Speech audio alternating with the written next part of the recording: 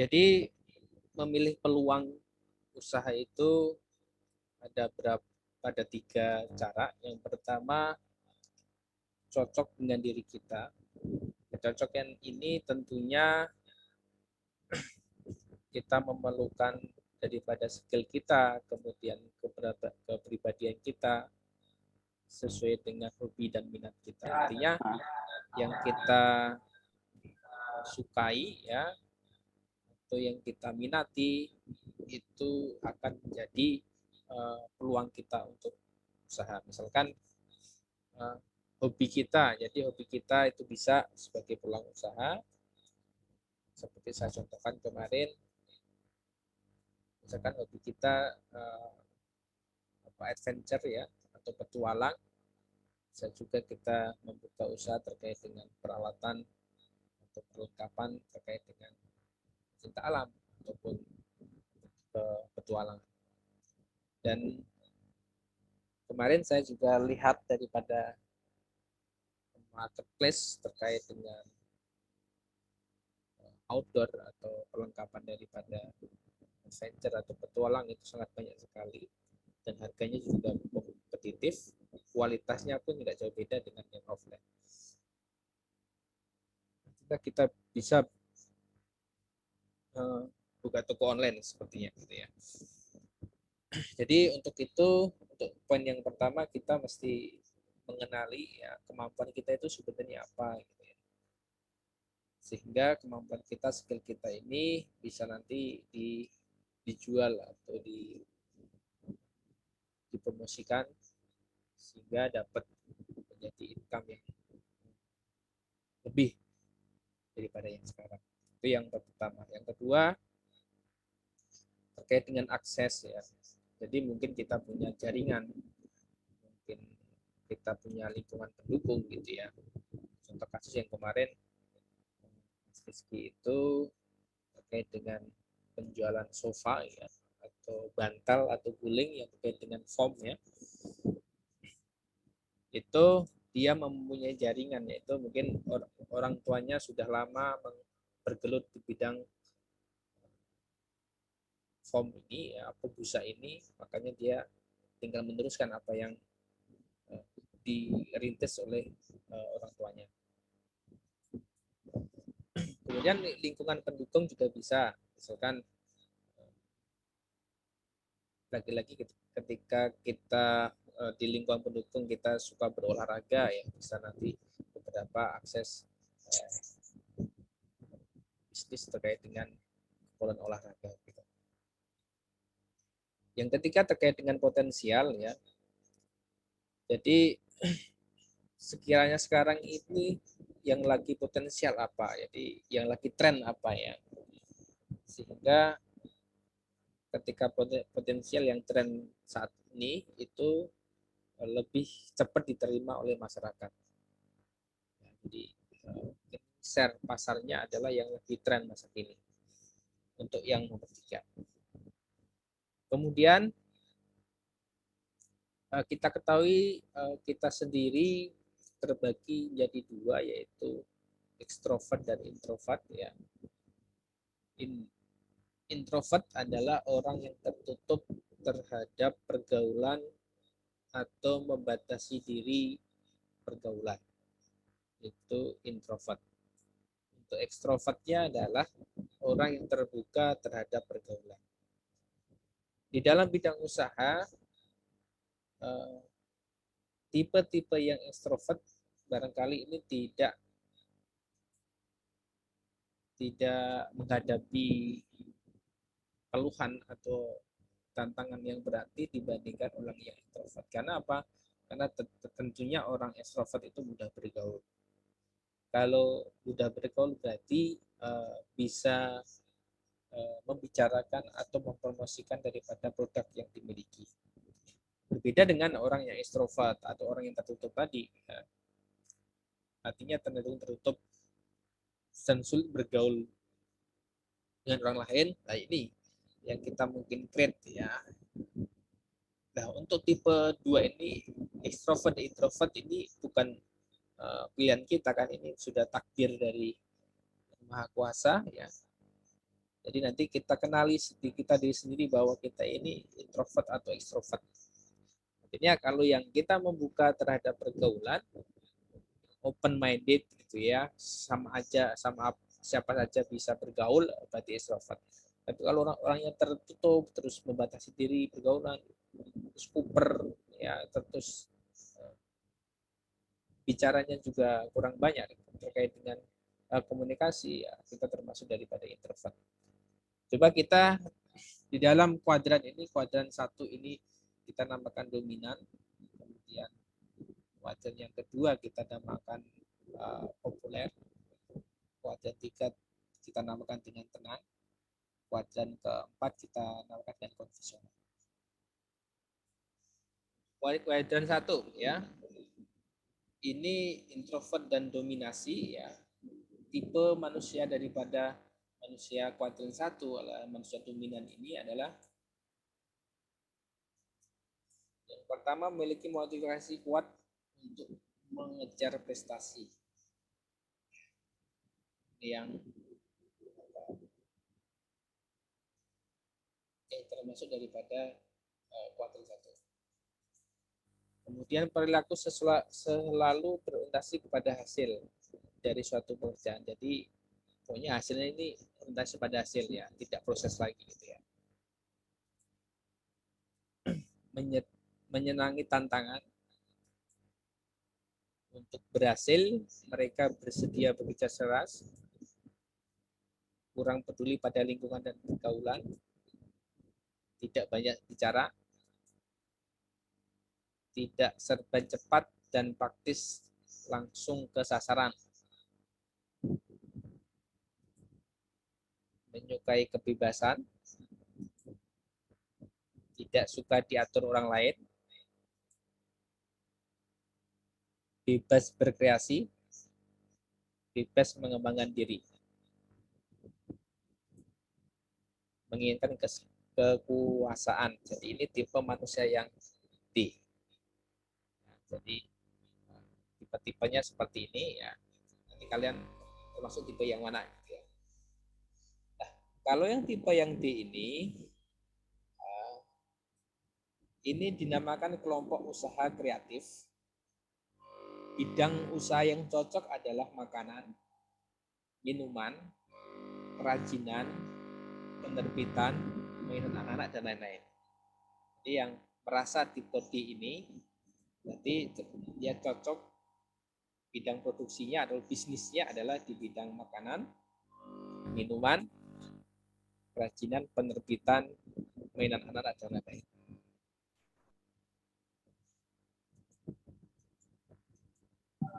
Kemudian untuk kuadran kedua itu tipenya populer. Ini di ekstrovert ya, tapi dia dominasi. Yang pertama adalah termotivasi untuk memperoleh pengakuan. Jadi harus diakui ini. Yang kedua, merasa sebagai orang penting di lingkungannya.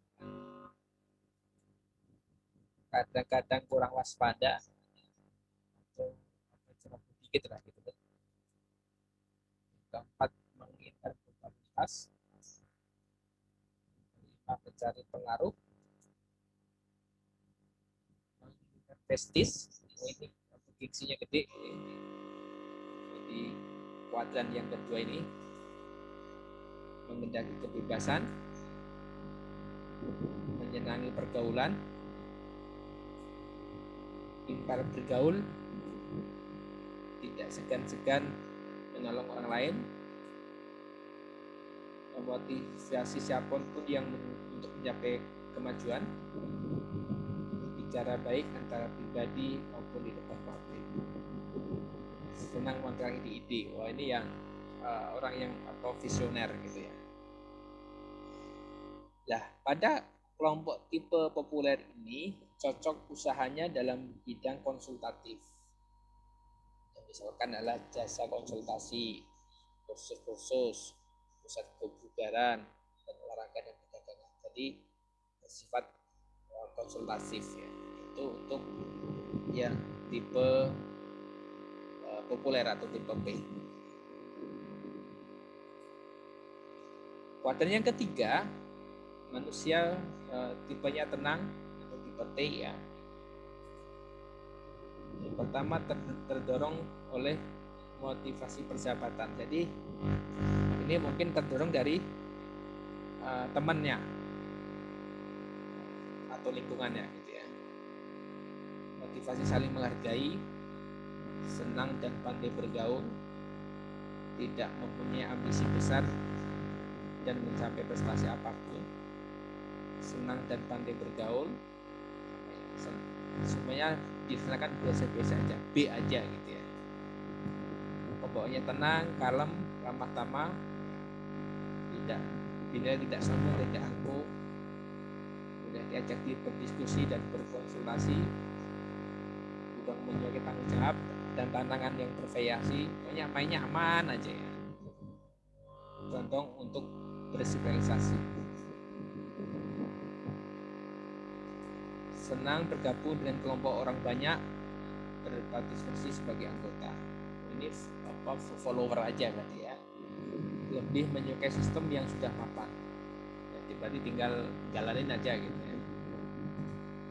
Kurang menyenangi tantangan. Nah, kalau tipe manusia yang tipe tenang ini cocok yang pertama biru jasa. Biru jasa itu seperti ya bahasa kitanya apa calo lah ya.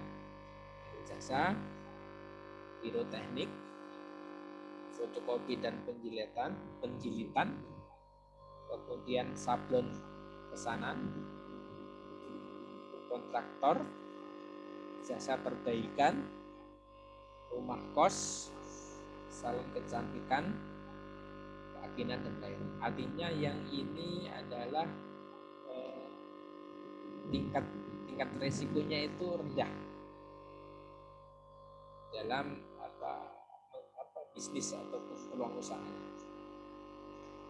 Ini pada tipe yang ketiga atau tipe tenang ya. Ini maksudnya introvert dan dedikasi ya. Yang terakhir di kuadran keempat ya konvensional ya. Yang pertama biasanya bekerja dengan acuan ketelitian. Jadi artinya ada SOP-nya yang jelas untuk sebagai panduan dia bekerja. Kemudian kurang peduli dengan lingkungan sosial, cuek terhadap lingkungan sosial, condong membatasi diri dalam hubungan dengan orang lain, menjaga jarak. Ya. Kemudian perfeksionis mengacu pada kesempurnaan hasil. Pokoknya ini hasilnya harus perfect gitu ya. Yang kelima, kurang memperhatikan batas waktu. Artinya tidak tepat waktu nggak apa-apa nih. Molor-molor dikit nggak apa-apa lah. Berharap adanya tuntutan yang jelas, langkah demi langkah, serta dukungan yang jelas. Artinya dia mengikuti step by stepnya. Step ini. Artinya harus ada tadi SOP, standar operasi yang jelas, sehingga dia bekerja berdasarkan SOP tersebut. Yang ketujuh, mendapat lingkungan yang aman. Ini yang mainnya aman-aman aja nih. Jadi artinya dia nggak mau keluar di zona nyaman. Bisa bekerja di dalam kelompok dengan asumsi series.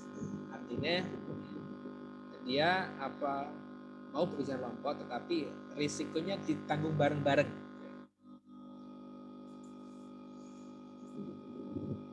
Asik bekerja gitu ya. Jadi kelompok ini disebut kelompok usaha analitis. Cocoknya dalam bidang usaha jasa penerjemahan, jasa reparasi perangkat elektronik, dan teknologi informasi ini bisa dengerin apalagi termasuk komputer atau handphone gitu ya. Kemudian karya intelektual perancang busana, desain, ya, terkait dengan desain bisa desain daripada logo ataupun nanti ada label, ada katalog produk, kemudian flyer dan mungkin media promosi yang lain bisa masuk ke sini. Kemudian laundry yang ke sini, kemudian yang terakhir konveksi. Yaitu tipe-tipe yang tadi bisa kita pelajari. Saya ulang, yang pertama tadi usia dominan ya, ini dari introvert, kemudian dominasi, cocok bidang usahanya makanan, minuman, kerajinan, penerbitan, mainan anak-anak dan lain-lain. Kemudian tipe yang kedua, tipe populer, cocoknya di jasa konsultasi, kursus, pusat kebugaran, olahraga, perdagangan.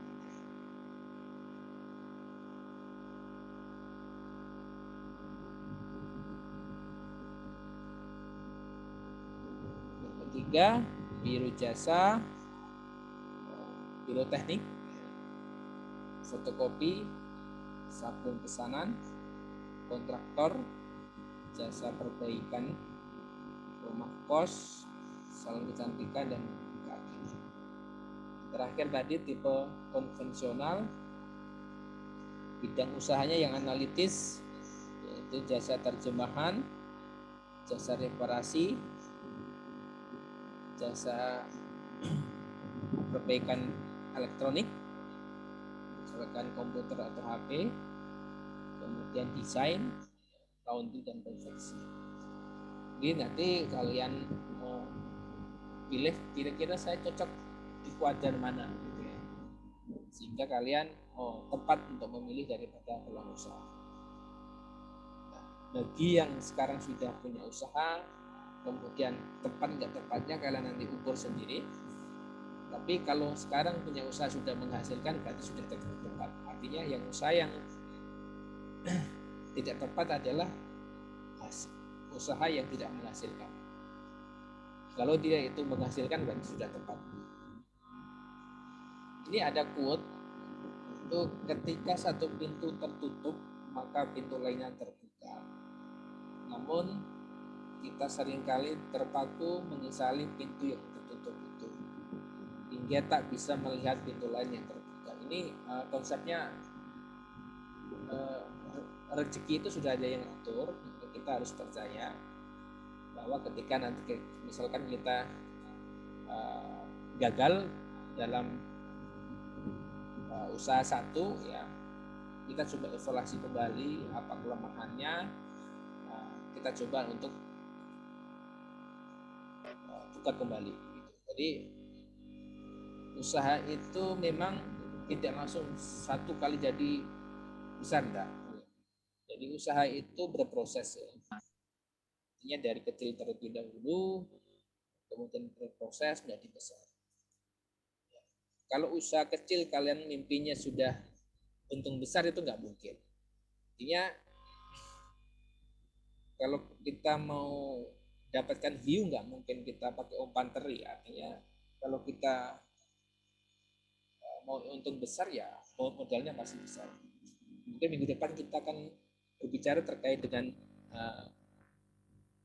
pendanaan atau biaya. Bagaimana triknya, bagaimana tipsnya terkait dengan pembiayaan kita. Seperti halnya yang kemarin saya sampaikan, untuk hari ini nanti kalian kirim tugas yang pertama, logo. Nanti kalian email ke email saya, Basuki 23105@gmail.com. Nah, untuk minggu depan saya tambahin yang ini kalian sudah memilih jenis usaha apa, produknya apa gitu ya, sudah yakin dengan pilihan kalian. Kemudian kemarin saya minta buat logo pertama. Yang kedua nanti buat kemasan atau label terkait dengan produk tersebut. Yang ketiga buat katalog produk. Katalog produk itu produknya apa aja, kemudian press listnya berapa aja itu ya, itu yang termuat daripada katalog produk. Yang keempat buat flyer atau poster iklan terkait dengan produk kalian. Yang kelima adalah buat buku nota. Yang keenam adalah buat spanduk. Artinya ketika 6 ini sudah kalian jalanin, ini adalah modal awal. Modal awal nanti tinggal nanti next step-nya adalah kita bagian promosinya bagaimana. Jadi ini nanti kalian bikin dengan ketulusan, dengan keikhlasan, karena tujuan saya dan tujuan kita adalah ketika selesai dari mata kuliah ini, yang pertama kita punya produk kebanggaan kita sendiri ya, walaupun mungkin sekarang udah punya usaha tetapi lebih percaya diri, biar lebih pede bahwa ini produk saya, ini adalah merek saya gitu ya. Yang pertama adalah kalian mesti buat logonya, yang kedua kalian mesti buat kemasannya atau labelnya, yang ketiga buat katalog produknya, yang keempat bikin flyer atau poster iklannya, yang kelima buat buku notanya, yang keenam buat spanduknya. Nah, ini langkah awal ketika kita mau bikin usaha, kita mesti desain semua ini, dan ini semua nanti dikirim berbentuk soft copy, bikin semenarik mungkin ya, karena ini ibaratkan saya adalah customer kalian, nanti bisa tertarik terkait dengan semua keenam alat daripada atau alat tool sebagai identitas dari produk kalian. Kemudian kalian email ke saya paling lambat nanti minggu depan tanggal 1 April 2021. Harapannya ini nanti akan selesai ya, kalian desain yang bagus ya. Nanti kita baru minggu depan kita ngomongin segi pembiayaan, kemudian segi promosi. Harapannya nanti setelah UTS kita bisa promosi secara nyata ya, secara real, bisa nanti pakai akun media sosial atau nanti pakai akun marketplace. Sekian, apabila ada pertanyaan silakan.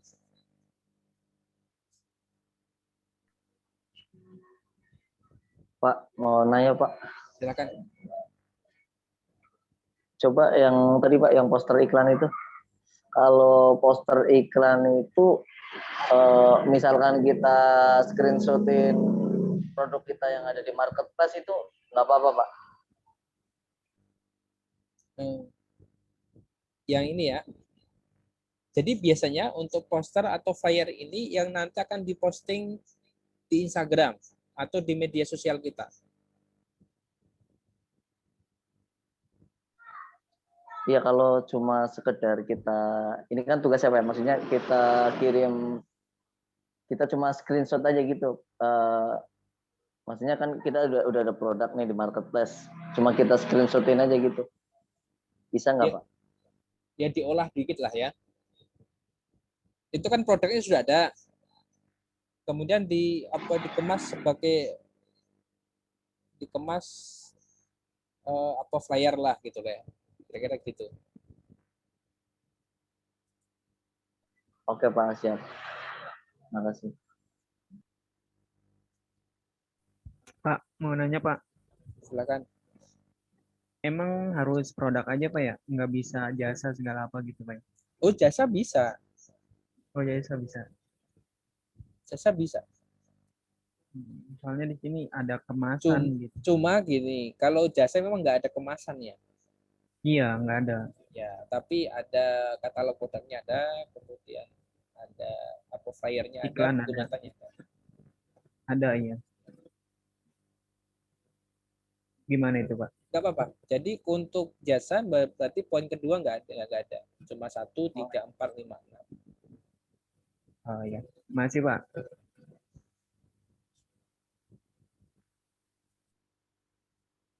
Artinya nanti ketika nih produk sudah ada, kemudian media promosi sudah ada, tinggal kalian nanti mainnya sistem nanti bikin sistem yang bagus terkait dengan sistem terkait dengan produk kalian ini. Udah, kita jalan.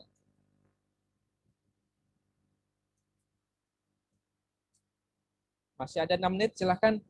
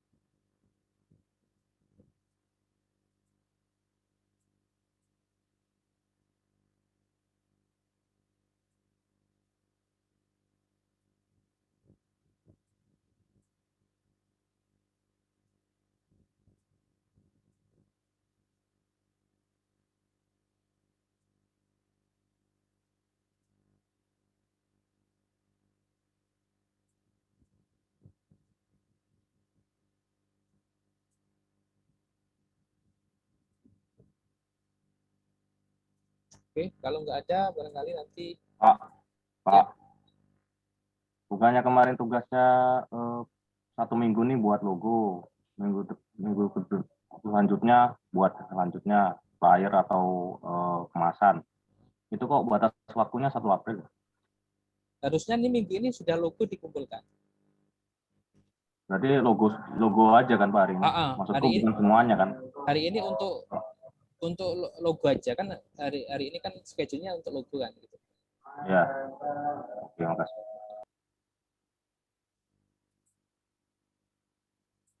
Ini targetnya memang tanggal 1 April ya. Biar nanti memang setelah UTS nanti kita bisa masuk ke media promosinya.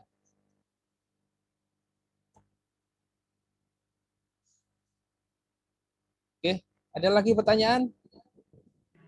Pak, tadi yang itu dibikin jadi satu file kan ya Pak? Kan katanya tadi hari ini cuma logo doang ya? Ya, maksudnya yang untuk tadi hari itu ya. Enggak, itu apa satu file gitu. Oh, berarti nggak sekalian gitu ya? Nggak digabung ya? Oh, oke, siap. Karena kan peruntukannya beda itu. Oke, siap. Ada lagi?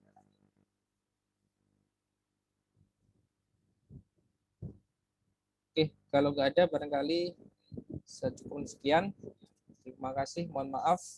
Assalamualaikum warahmatullahi wabarakatuh dan selamat malam. Waalaikumsalam. Waalaikumsalam warahmatullahi wabarakatuh. Waalaikumsalam.